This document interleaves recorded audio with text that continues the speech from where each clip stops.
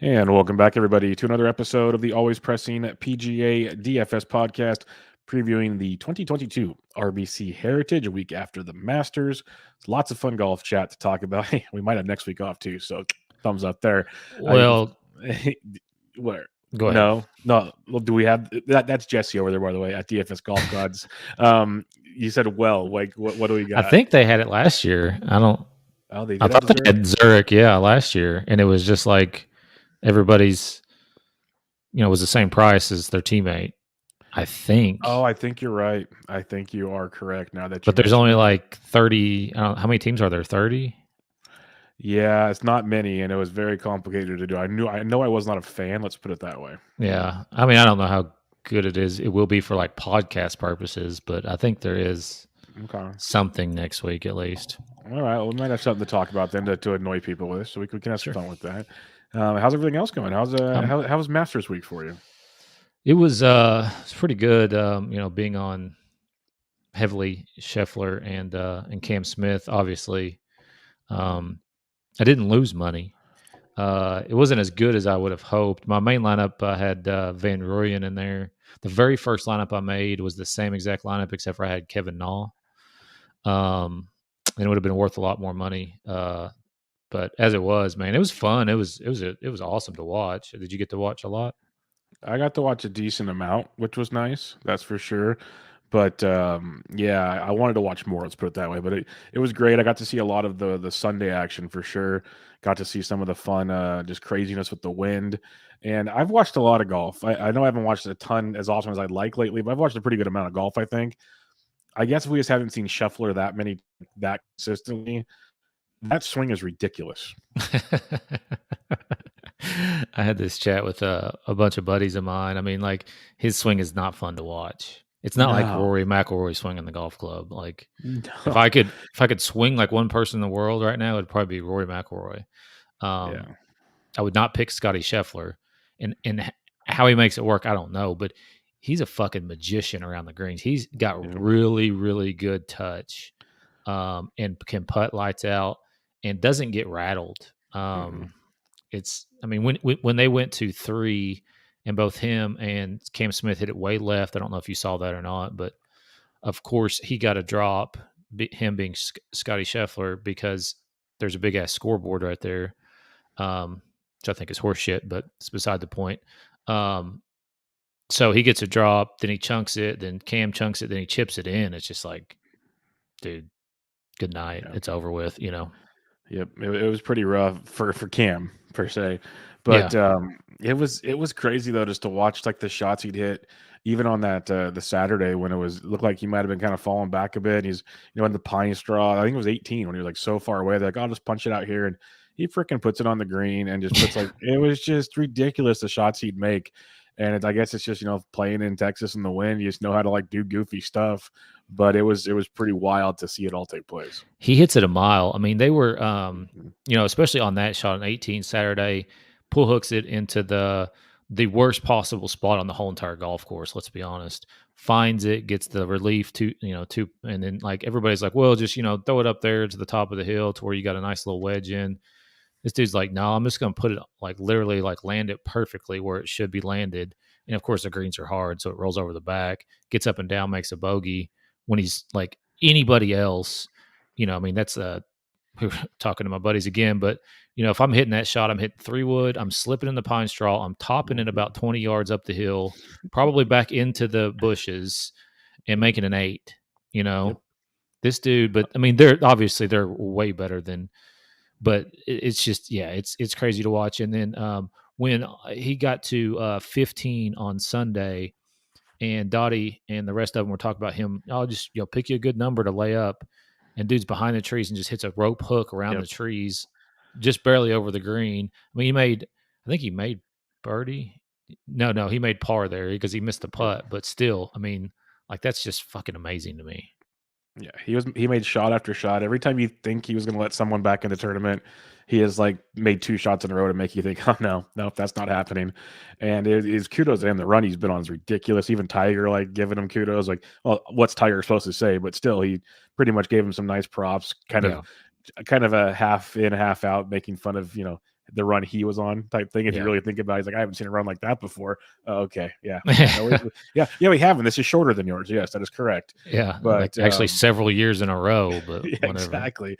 So that was impressive to see Scotty. And it was funny and then he admitted it after the fact, but I was watching, my dad came down to visit on Saturday for a little bit. We were watching golf and I said, man, Scheffler's running away with it. I'd honestly hate to be Scheffler right now because I think he'd rather have like a 1 or 2 shot lead or be playing from like 1 or 2 shots back, thinking, okay, I got to play instead of just like, I can't screw up. Like that mindset, I can't screw up because it's given to me right now. And he came out and talked about it. He said that Sunday morning, he was like melting down going, and you could see it early on, and then he kind of got back in his groove. But yeah, it can't be that easy. Even though the best of the best, that's a tough space to be in, especially in Augusta. No, I mean, like the stone cold worst place to have the lead into Sunday is probably, Augusta National, especially getting on the backside there with 10's difficult, 11's hard. Then, of course, you got 12. 13's not like you can fuck up on that. I mean, he about did on Saturday when I think he slipped or something and just pushed that shot way to the right and ended up way over there in a safe spot. And he gets up and down, makes birdie. But either way, I mean, dude's just unconscious right now. Cam Smith obviously playing really well. Rory had a hell of a day on Sunday. That fucking chip in on 18 out of the bunker. Yeah, and then him and Morkawa back to back. Yeah, it's just nuts, dude.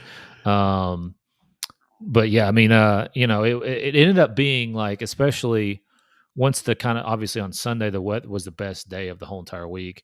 The weather clears up, scoring gets a little bit better, and the cream rises to the top, right? Because I mean, obviously Rory, goes bogey free, shoots 65 or whatever, 64, whatever he shot, 65, 64.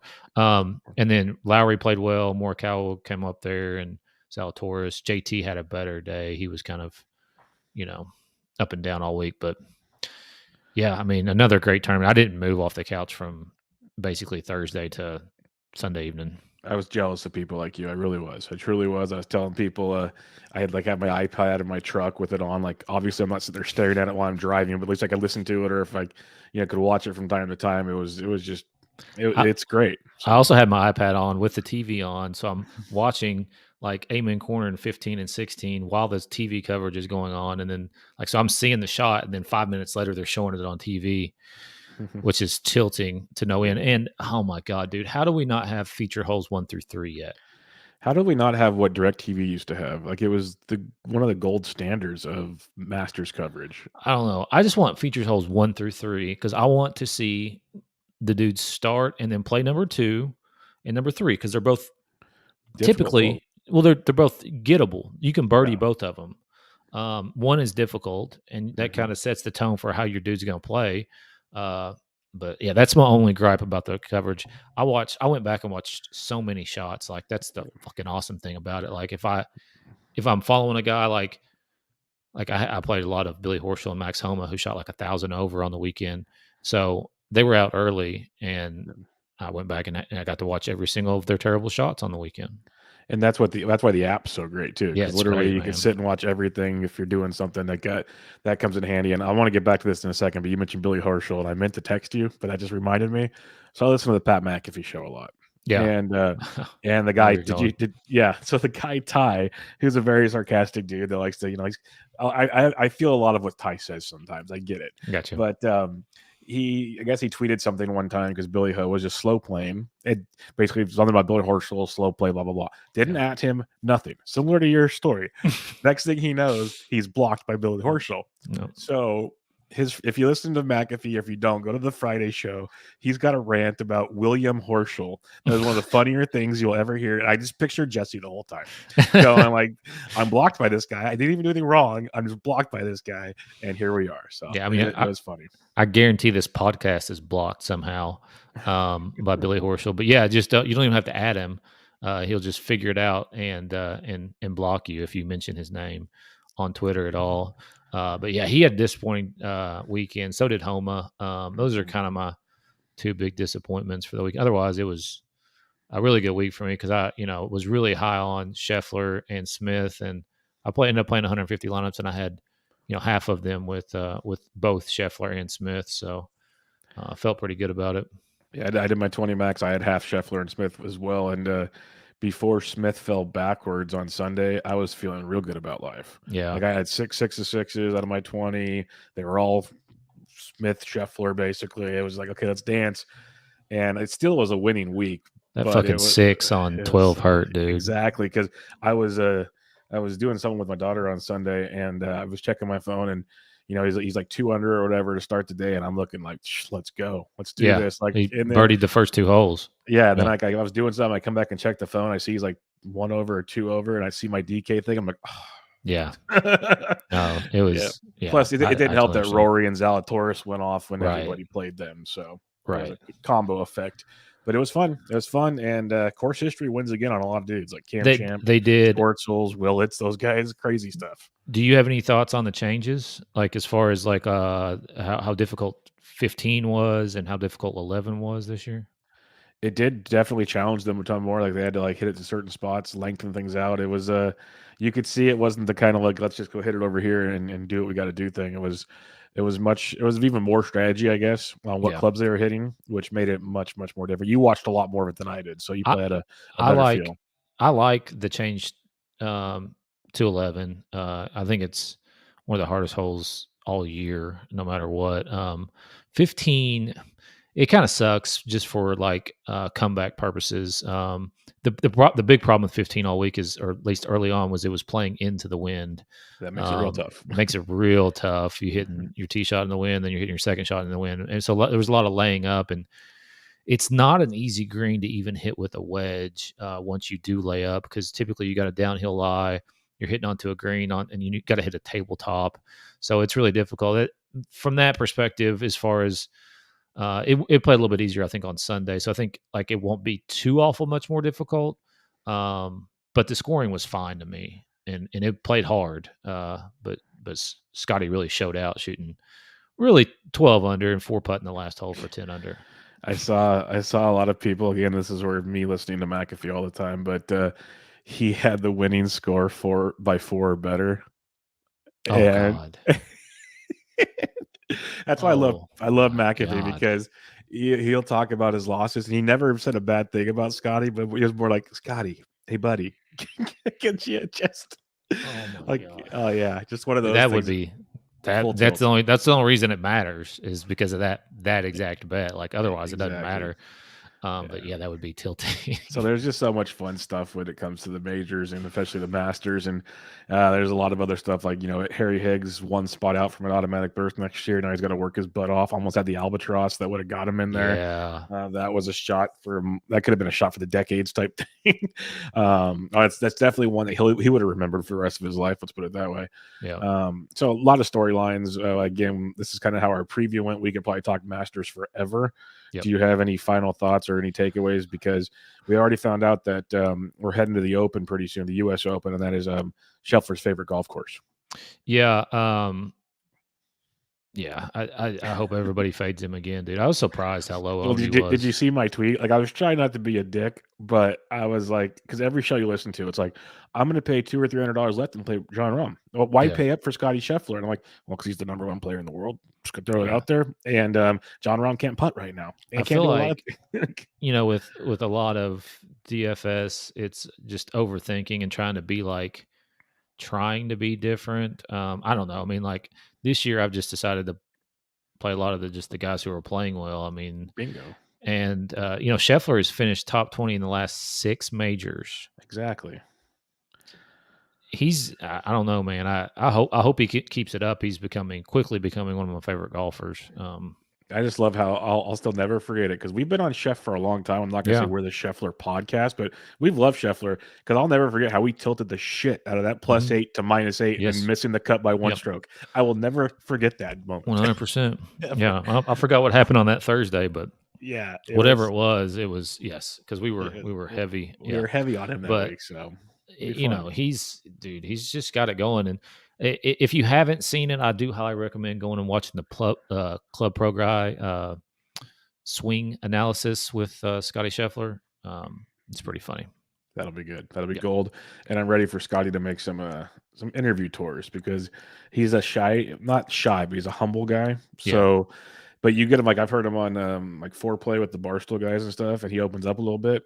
Pretty funny stuff. So there's a funny guy in there, and you got to get him on the right show, and you're gonna start. I think people will start liking him even more. Is what I'm trying to say. So I'm with you.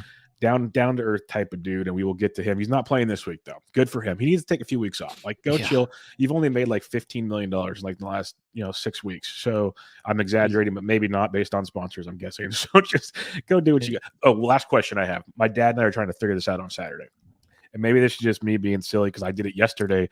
It was windier than shit here, like ridiculous. We were the only 3 people on the golf course, and it was like my truck said 62 with the wind. It had to be like low 50s at least, and I'm in shorts and a long sleeve. I'm out there walking, doing my thing. On Saturday, first off, these guys act like they're in a goddamn blizzard where they're dressed up, which made me laugh. Like all the temperatures said like 55 to 65. I'm like, you guys are a bunch of little. Well, it was. I did hear from a dude who was on the golf course that it was cold. Okay, it was like really cold. I mean, I don't know if it was when like you're walking that much, you should be staying warm. You'd think. I'm not going to disagree with you. Like I've played a lot of golf, especially in Kentucky this spring, this quote unquote spring, and it's not been fucking warm. And I didn't have to have like a, I don't know what the hell Colin Morkawa was wearing, but yes, that they were having like where he was putting like it up COVID. over his head. It was COVID. They had the things to put over their it was. But yeah, I thought that was a bit much. But the reason I'm asking is so Scheffler would hit his shots. In between walking to the balls, he'd put a vest on, a vest. What my question to you is, and you probably don't know the answer, but it's fun to discuss for 2 seconds. I told my dad, I guarantee you that Nike called and said, "Hey, dude, we got these golf vests that we're trying to sell. You're in the final grouping of Augusta. All eyeballs on you. Here's an extra blank amount of dollars. Make sure you put this on while you're walking because they're going to show you all the time." I would say it's possible. I felt like it was a bit overkill taking it off and putting it back on. Because no one else was doing it. No one. Yeah. And I don't know. I mean, like, obviously, these guys are a different level than I am, but I can swing fine. Like, I know JT was bitching about it after Saturday about how he couldn't swing or whatever. But like, you just figure it out, man. I don't know. But yeah, it's like the old saying, when a course is in bad shape or whatever happens, well, we're all playing the same course. We're all playing in the same weather, so figure it out. Like, yeah, it was. Okay, we'll move on. Like I said, it was fun. I wish I would have watched more, but I watched plenty. It was good to see. And now we got the RBC Heritage at Harbortown, which I actually enjoy this tournament. Like, I really do. It's a fun Pete Dye course, and we actually have a pretty good field. So why don't you give us a little past event history on this one? Yeah, last year, Stewart Sink won this golf tournament for the 3rd time. Shot 19 under, 4 shots over Griot and HV3, who had a good week last week, by the way. Yes, he did. Webb Simpson was the 2020 winner, 22 under, which is the tournament record, 1 shot over Answer. CT Pan was the winner in 2019, 12 under, 1 shot over Kuchar. Kadira, 12 under, 2018, playoff over Siwoo.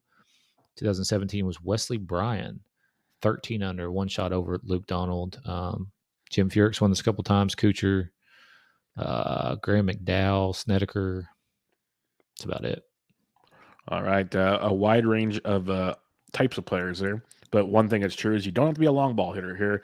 It's only 7,120 yards, par 71, Harbortown Golf Course. It's a fun one. Hilton Head, South Carolina, so it's not too far away from Augusta. I think it's a couple hours, they said. So it's an easy trip for some of these guys that made the voyage. You get 4 par 3s, 11 par 4s, 3 par 5s, so 1 less par 5. And I mentioned it is a Pete Dye course, Bermuda Greens, but a Pete Dye course. So as you know, there's Pete Dye specialists. You'll hear that all week. And it's one of those courses that makes you hit to certain spots because it's like either visually intimidating or you just have to because he puts a lot of roadblocks in the way. And that's how this course works. The fairways are rather easy to hit. The rough's usually not too penal. There are a lot of trees out there, but you got to really be spraying stuff to get there. There's also water on 18 of the holes. If you do the quick math, that's every hole. But they're not like, it's not just obvious. It's not like playing, PGA National or something where the water's right in your face. You got to kind of find it on most of them. Some of them, not so much. Like one of the last par 3s, it's right off the green. That could be trouble. But overall, it's all about a second shot course. It's less than driver for the most part. Someone's like, I think I heard somewhere it's like the average driving distance is around 265, which is very low on tour. The greens are super small. The only smaller greens on tour is Pebble Beach, so you're gonna have to be able to scramble. So it's all about if you can approach shot, greens and reg, potentially it's scrambling will be pretty darn big in this one. A lot of your approach shots will be like 150 to 200, 175 to 200, give or take. The par threes are all 175 to 200. So if you get that kind of dialed in, you'll be doing pretty well. Also, let me see what else did I have on my yeah, that's about it. And majority, I think 7 of the 11 par fours are 400 to 450. So if you want to put that in your models as well, that could be another angle to look at. But it's not a bomber's course, it's a second shot course, it's a scramble your butt off course and get hot. That's why the Stu goat. That's why these older guys can play here. It makes it much more doable. What are you looking at this week? Yeah, I think you hit the nail on the head. It's accuracy and scrambling. Greens regulation does matter, and then birdie or better typically. Is what I would focus on. Yeah, the par fives are the ones you got to nail. That's for sure. For 51% birdie rate on the second hole par five, 44% on the fifth, and then 26% on the par five 15th. Not a ton of eagles though, because like Pete Dye, he makes you lay up because there's water here, or there's a bunkers here, or there's a lot of strategy with Pete Dye, and that's why these guys can do so well with their shot shaping approaches. But let's just get cracking on it.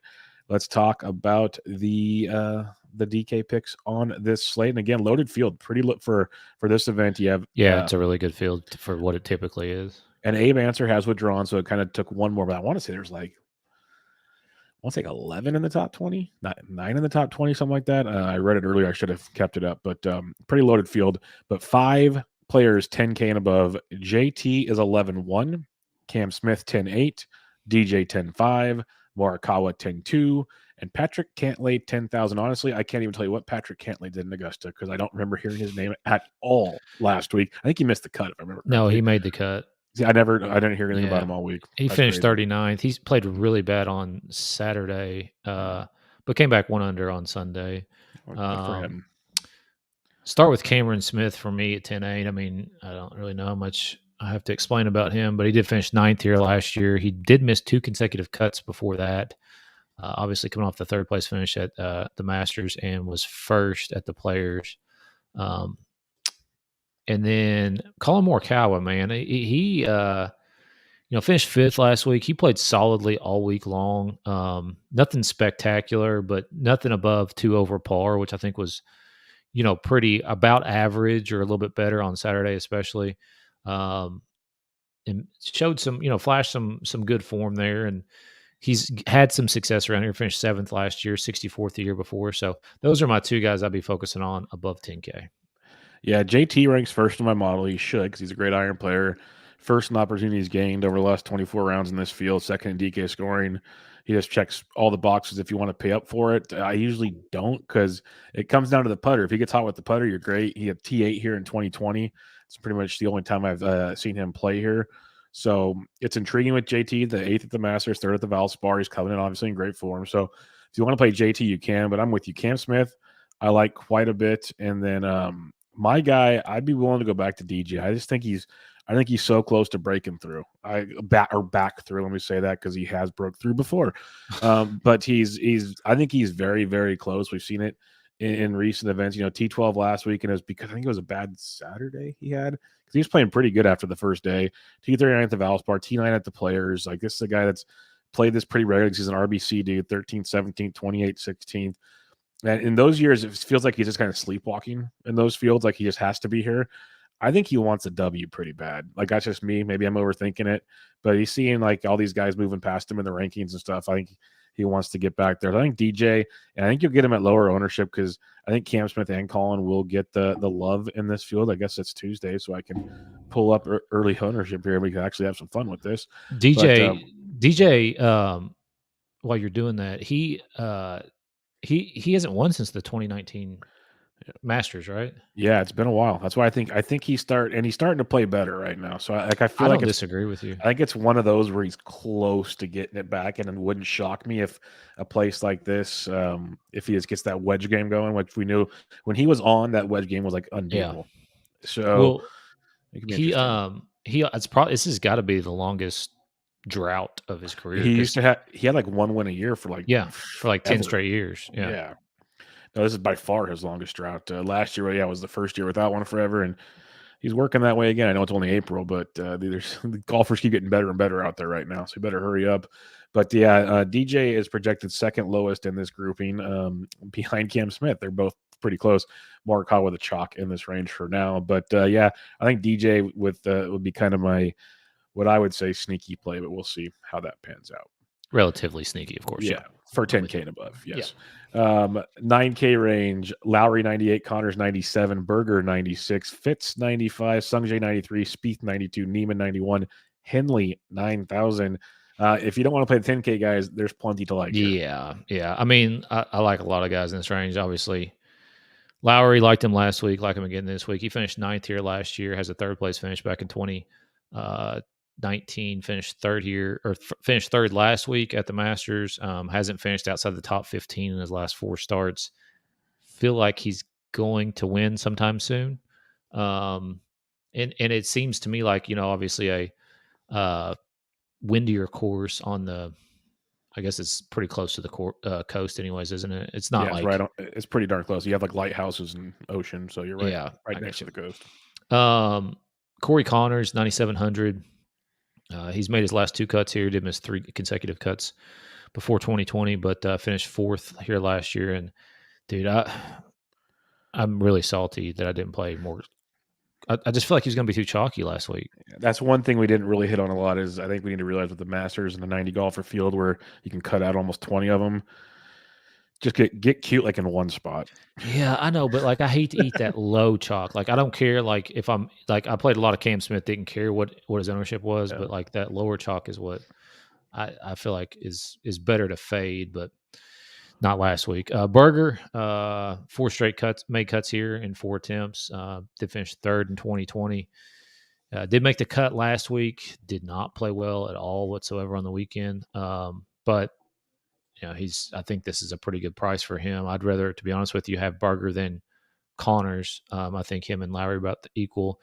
Gonna need some crow on Matt Fitzpatrick. Mentioned last week that his cross-handed chipping would be an issue, but it apparently was not, as he finished 14th, shot 2 under on Sunday there to finish 14th as chalk.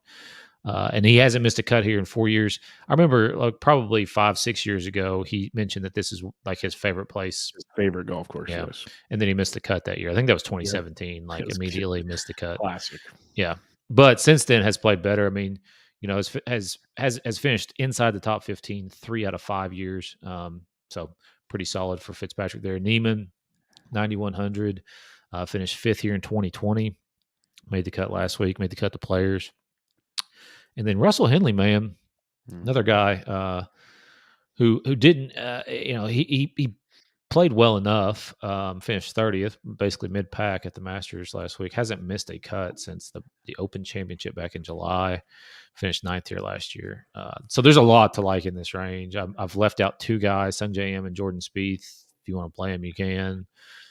But I just like those other 6 better than those 2 are the lowest roster or projected ownership. I mean, it makes sense. Spieth is projected for less than 4% ownership, which is an interesting predicament to be in. He hasn't missed a cut here in 5 tries. Yeah, because everybody else, this is like the chalkiest range you'll find. It's like 16% or higher on everybody else in this range because like a lot of people are double dipping here.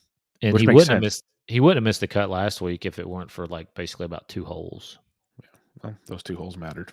Unfortunately. Yeah, unfortunately. But I'm with you. Lowry's one of my favorite plays this week. We've been playing him all the time. Now his price is up, and he ranks 5th in my model, 7th in the proximity I'm looking at, 6th in the par 4 range I'm looking at. I love Shane Lowry on this one. I'm with you. I think he's getting close to breaking through on the continental United States. Let's put it that way. For Shano at 98. Connors is always in play for me on any event that's an approach game. Like that's really where it is because with him, it's always about putting and you can't predict that, but if you can predict approach game, I will say this much though, if you're focusing on like 175 to 200, where a lot of the approaches are, he's 69th in this field, which if you think about it, ain't that great. So if you're trying to like talk yourself out of it, and he's 87th in scrambling, 50th around the green. These are things that are important. He's played well here. He's made cuts here, But if he slips up a little bit, if you're trying to like just split hairs, you can go that route. I still like him, 22nd in my model, but it is interesting. Berger plays great on these short tracks in the Southeast. 18th in my model. He's first in scrambling in this field. So he can definitely benefit from situations like that. But I guess you have to scramble well when you're 75th in opportunities gained. So he's not giving himself chances. He has to scramble his butt to get those chances. So keep that in mind. I will be on a Fitz for sure. Like a Lowry Fitz start just seems dreamy to me. It does to everybody else apparently too. But I like that one quite a bit. At least pieces of those two. Neiman is second in my model. He's really, really strong around the green. Great DK score. 11th in par 5. I think he's very interesting. I was surprised his roster rate was supposed to be that high, to be honest with you. And then Russell Henley, this is the one that really surprised me because out of all these names up here in the 9K range, he kind of stands out to me as like, maybe he shouldn't be up here range. But he's projected to be almost 17% owned, which is bonkers to me. But he's 14th in my model, first on approach, 5th in par 5s, 8th in opportunities gained, 4th in DK scoring all over the last 24 rounds. I like Russell Henley a lot this week, so I'm with you on this one. And it'll be fun to differentiate. Maybe just eat your chalk in your 9K and get different elsewhere because you definitely can coming up. 8K range, you got Webb at 88, Horschel 87, Hatton 86, HV3 85, Siwoo Kim 84, Noren 83, Fleetwood 82, Kiz 81, and Kirk at 8,000. Where are you looking on this one? Start up top there with Webb. He played pretty well last week at the Masters. He 35th, not terrible. He's not had a great year, but this is actually a place he's had a lot of success. 9th, 1st, 16th, 5th, 11th, going back to 2017. So all inside the top 16. And he's been playing better in the past, so take that for what it's worth. Billy Ho at 8,700. I mean, the reason I can't quit playing Billy Ho is because he's always underpriced. I mean, he's like the 13th ranked golfer in the world. And his course history is mixed here. 25th, miscut, 45th, 5th, miscut. So it's not great, but I mean, he's playing solid. He had a terrible fucking round on Saturday. I watched every shot, tilted every one of them. So at 8,700, I like him fine. Noren at 83, I think is okay. He's made, he's 3 of 3 made cuts at this tournament. Fleetwood, he actually showed some really good form on Saturday where he shot 2 under, which was an incredible score last week. And so maybe he can get some momentum going, and that's it for me in this range. Yeah, you got 4 or 5 guys under 10K or under 10% in this range. So this is where you can start getting a little different if you want to play some chalk above. But Billy Ho, I like quite a bit. I'm with you, and he just doesn't get the love, as you said. His proximity from 175 to 200, not ideal at 113th in this field, but overall, we've seen how he's been playing, and he can get hot with that putter. So could be someone to definitely look at. But Hatton, I'm always just a sucker for because when he runs hot, he runs really hot. Otherwise, his head explodes, one of the two. And he makes for a great tournament play, in my opinion. HV3 is 9th in my model, which was quite surprising, but really good around the green, really good in opportunities gained, good in proximity, and coming in pretty good form. You mentioned his good week at the Masters, finished second here last year after 3 straight missed cuts. So that could be a fun one there with HV3. Siwoo Kim, Pete Dye course. It's almost say like he just every time he rates out poorly, play him on a Pete Dye course, he figures it out. So do what you want to do. But you mentioned him in one of my favorite pivots in this range, but sadly, everybody else is. He's almost 15% projected ownership.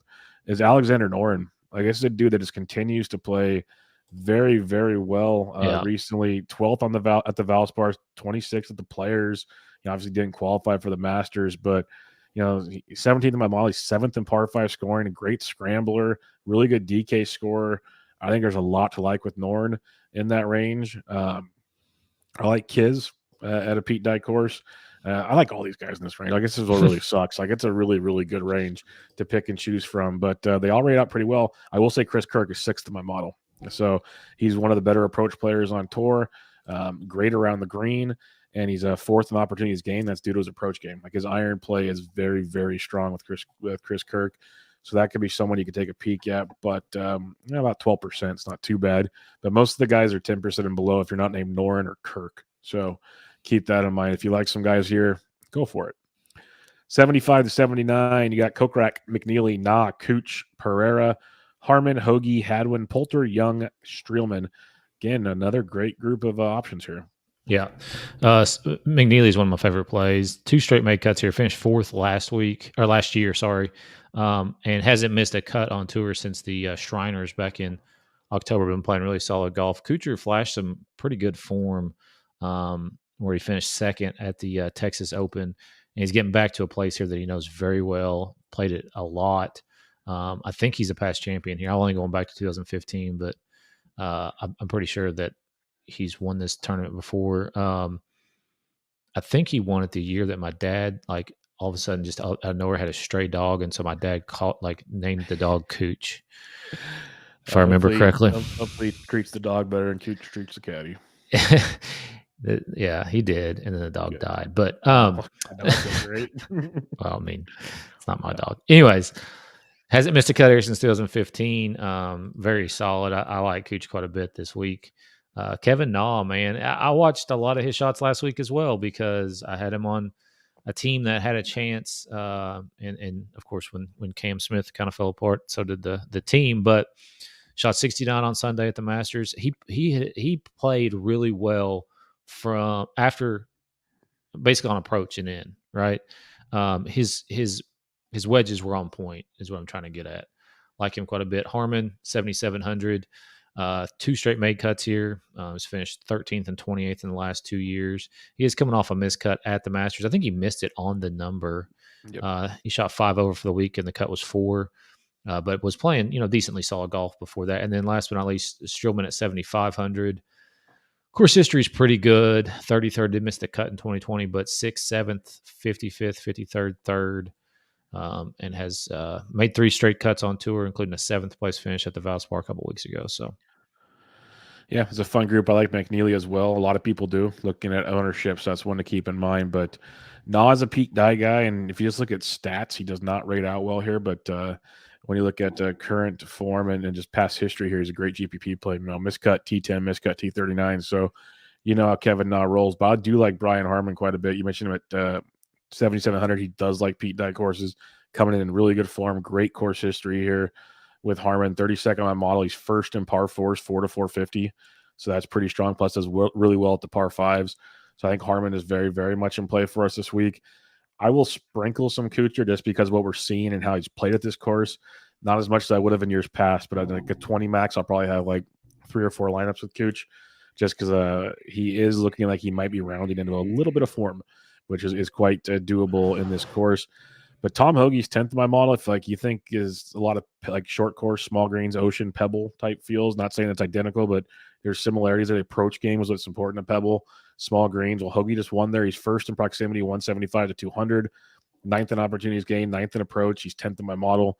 He's at $7,600. He'd be one guy I'd look at. Then Adam Hadwin is 3rd in my model, 8th in the proximity. I'm looking to target, and he's just overall playing some pretty strong golf. 3 straight top 10s. T4 at the Valero, T7 at the Valspar, T9 at the Players.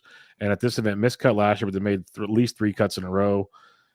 Hadwin's intriguing. Very, very intriguing at $7,600. What's his ownership looking like? That's a great question. Let me check for you here. 17.5%. Chalk. Him and Hoagie, of course. They rate out well. This is what happens when you use Fantasy National and the ratings are good. Everybody plays them. Yeah. We'll see if that's how it works, though. Lately, it has been an opposite trend. Everyone sees that and backs it down, and you'll get him at, like, say, 11% or something. I got you. All right. So we'll see how that pans out, but it's hard to ignore how well he's playing. I think now the question, would you rather Hoagie or Hadwin? I mean, I'd probably go yeah, that's tough. I mean, Hoagie coming off last week, I'd probably go Hadwin. Just week of rest, 3 straight top 10s is pretty solid. Well, they have shown like the past like X amount of winners played the Masters the week before. So no shit. Yeah, I actually I saved the tweet. If you give me a great radio here for like 2 seconds, I will look this up right here. And okay, is that the one? No, RBC Trends.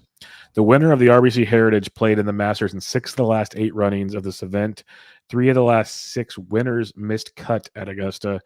8 of the last 11 winners had recorded a top 25 finish at Harbour Town before winning. 2 of the last 5 winners are first timers. So 6 of the 8 last winners at this event played the Masters the week before. So, well, there you go. Yeah, something to think about. Yeah, for All sure. right, 7K to 7,400. Who you liking in this range? For Telly, 7,400. Texas dude, so pretty good win players. Made 3 straight cuts at this event. Did finish 8th in 2020. Coming off a solid week at the Texas Open where he finished 8th. Hasn't missed a cut since the Phoenix Open back in February. I'm going to go back to Van Rooyen. I liked him a lot last week. And part of that was kind of just I felt like he was going to have a good draw because he was, I think, the second group out on Friday. So I thought the wins were going to be like basically the lightest for the first at least few holes and maybe give him a little bit of an advantage.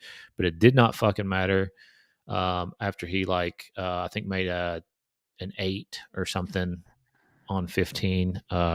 It was just a trunk slam and a half coming home. But I think going back to him is fine. He's actually, I think, got some decent course history around here. Let me check that again real quick. Yeah, I mean, one start, finished 21st back in 2020. Aaron Wise at 7,100. My model likes him. He's got 2 consecutive missed cuts at this event and is coming off a missed cut at the Valspar. I'd rather go with Charles Howell III. Has played this a lot. Finished 18th last year. Did miss 2 consecutive cuts before that, but it's coming off a 4th place finish at the Texas Open. And that's it for me above 7K there. Yeah, Ed Fratelli as well. I like the form he's coming in with and the history here, so he'd be a guy I'd look at 74. Russell Knox, as long as it's an approach event, I'm going to keep looking at Rusty. That's at $7,300. Scrambling is pretty bad, pretty bad is the best way I'll put it. But he gets the job done on the approach game and the par fours we're looking to target. JJ Spawn keeps getting it done. I'm ready for him to wear down and get tired, but he's on to something right now. So if you want to get JJ at 73 or Sebastian Munoz in a GPP at 73. Munoz ranks 13th in my model. He's 5th in the proximity 175 to 200. 11th in opportunities gained. Just got a putt for Sebastian. So keep him in mind at 73. And then one of the ones that really shocks me, but if you're looking at past event history, the Gloves made 4 of the last 5 cuts here. Finished anywhere from 21st to 33rd for Mr. Lucas Glover. T30 at the Masters, T18 at Valero. So coming in pretty decent form. Usually get him at some low ownership. So Glover at 72 would be one I look at. Denny McCarthy as well at 72.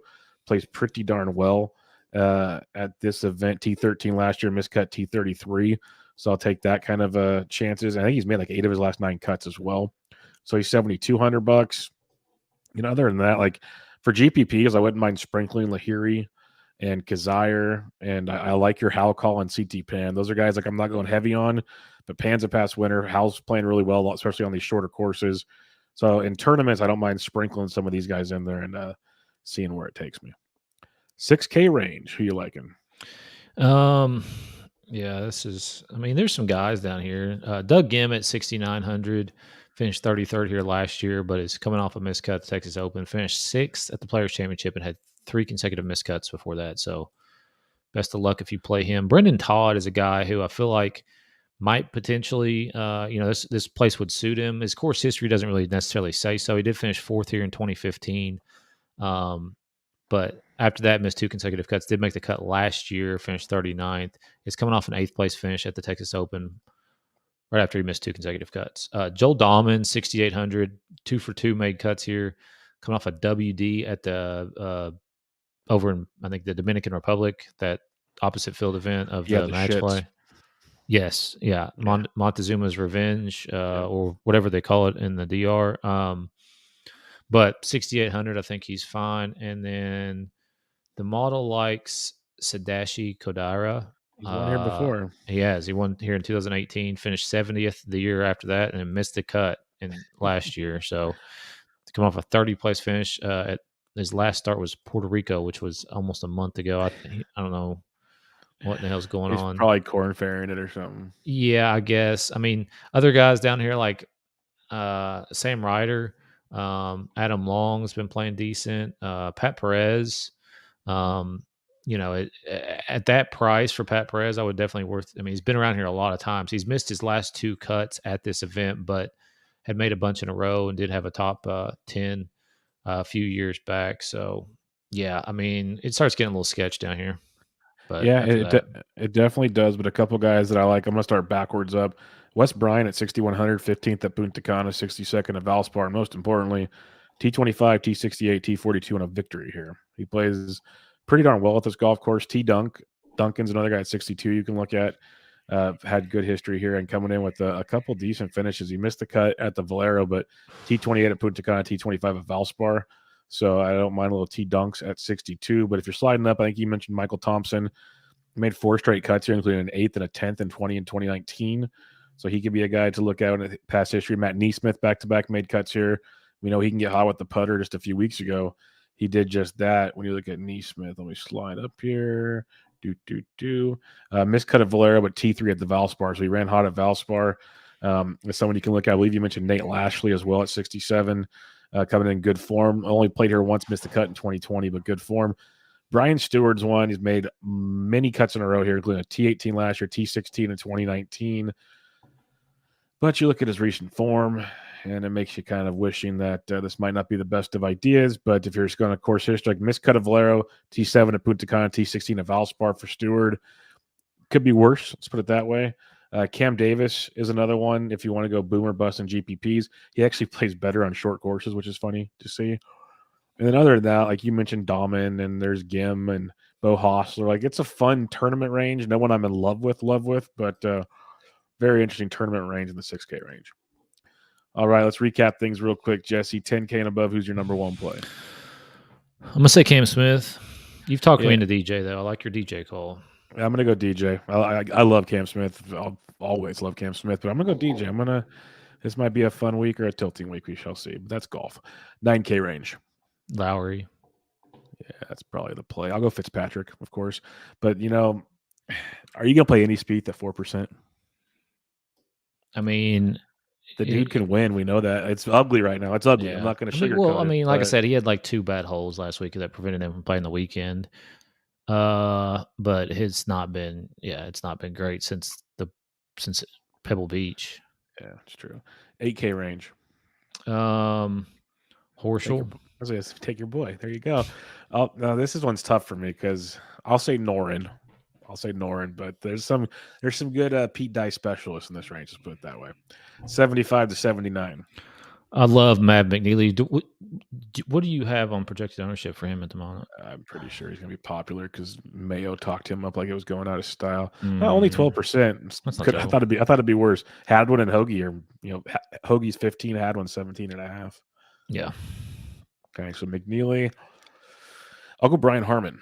To avoid the chalk, but I will have Hoagie and Hadwin in lineups. I'm not going to act like I'm not going to. 7K to 74. Charles Howell. That's a sneaky fun one. I'll go the glove. Give me Lucas Glover. And 6K, who you got? I'm going to say Brendan Todd. I think I'm going to say Joel Dahman, but I know I'm going to have some of these cheapies down here because that way you can play some more Starsy Scrubsies. Because, again, this thing is 140 golfers, give or take. I'll say give or take, sorry. And T65 and ties, so about half the field's going to make this thing. So keep that in mind as well. Everybody's in play when it's a short course. So you don't have to just start crossing guys off the list. Like even Pat Perez, I need to dig into more. Honestly, I didn't even realize he was in the field when I was, starring my guys here because he didn't rate out well. But, he's 75th in my model, but he's 20th around the green, 20th on par 5s. He's just been atrocious on these distances for par 4s and the proximity range. But he's been playing some pretty good golf. So that's interesting. When the stats don't match the production, it's always tricky. But that's how you can also make things. Everyone's using these models now, so that's how you can differentiate as well. So, any final thoughts for Harbortown RBC Heritage? I don't. Much more than you want to do some winners. Oh God, yes, my bad. I got DK or cash game plays or GPP. Yeah, God, I totally just zoned out there. Thank you. This is why Jesse's here to keep me in line. If you're starting out a cash game this week, Jesse, who are 3 guys you'd like to start out a cash game? The funny thing is, I already had it lined out, and then you just want to skip to the end. I got Fitzpatrick, Kuchar, and Hadwin. That's a good one. Fitzpatrick's a very good one. Let me see. I'll go Henley, Horschel, and I'll go Kuchar. That's a good one, Kuchar. It's a tough one. And cash, tough to pass on that one. GPP play, 3 guys. Who you going? Horschel, Howell, and Russell Henley. That's a good one. I'll go DJ, Kisner, Brian Harmon. We'll go with those. And then if we're playing some betting here, betting the fun stuff, who you pick to win, DK Sportsbook. We have some fun odds here. Like I laughed when someone posted these the other day when DJ has the same odds as Fitzpatrick, Lowry, and Berger. Yeah. Makes me kind of question things, but who you got this week? Yeah, I mean DJ at 18 is bettable in this field, especially. But kind of longer shots. Neiman at 35, Kevin Gnaw at 50, McNeely at 55, and then Harmon at 100. I like Kiz at 55 because this is definitely a Kiz type course. So that one is intriguing. Not just my homerism coming out there. You know, Hoagie at least a plus 700 to top 10 is interesting. What's his top 20? I wish that was on the same page as this. So I have to keep going back and forth. But Hoagie. Plus 275 to T20. Yeah. I kind of like that for Hoagie in this event. Like if you don't want to play him in DK because of the ownership, you can switch over there and have some fun. And then I think if you're going like a long shot, which I don't think we're going to see this week, but you could. We've seen it with Kadire and Wesley Bryan and all these dudes. This does feel like a place that Joel Dahmen can be very successful at. Very successful. Short course, ocean course, plus 180 at worst. Let's see what a plus top 20 Dahmen gets you. Plus 550 to T20. Sounds a little fun for Joel Dahmen. So that'd be something I'd be keeping in mind at least. But all right, now we have finished everything on the show. Any final thoughts for the RBC Heritage? I don't. It'll be fun. It's a fun golf course and fun week, but it's not last week, so it's a bit of a letdown. That's the problem. Like I wish they had the Zurich this week, so we could just have like that breather of a week and then go back. So I think this is a great golf course and a really fun tournament. You get a cool red plaid jacket when you win. So it's a cool course, and I hope people enjoy it. But obviously, it ain't Augusta, so we'll see how that plays out. But with a loaded field like this, 20 maxing, 115, whatever you're gonna do, multi-entering is fun because there's a lot of ways to go. I guess one thing I'd say is if you do like the chalk guys stay in the 9 and 10K ranges, do the core cascade this week. Make 5 guys, and then pepper the 8. The 8K range is very low owned for the most part, and then you get just 7K is the same. So then you just leave like 2 spots and mix and match your 8 and 7K guys and go that route. But do what makes you happy. Play some DFS and enjoy yourself. And most importantly, go to the Always Pressing PGA DFS podcast on iTunes and give it a rate and review, or subscribe to the Fantasy Degens YouTube. Catch all the good stuff there as well. But until next time, you can find Jesse on Twitter at DFS Golf Gods. I'm Matt Bedientrick. This was your RBC Heritage Preview. Catch you guys next time.